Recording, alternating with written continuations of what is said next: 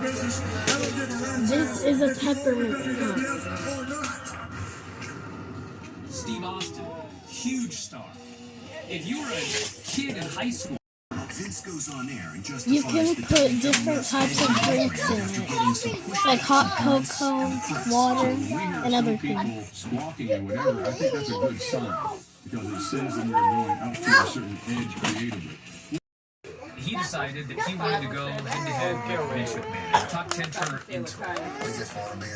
I will be unboxing this mini peppermint stick.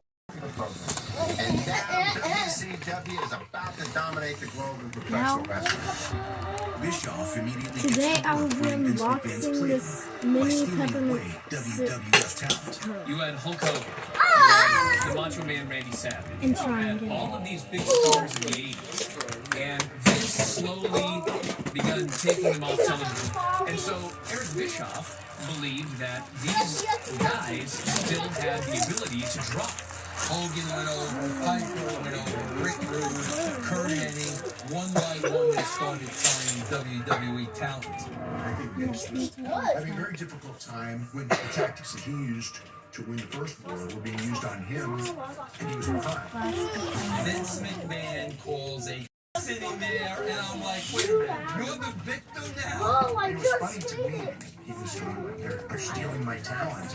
And I go, Vince, that's how you built your company. You stole everybody's talent. Eric Bischoff put Monday Nitro opposite Monday Night Raw.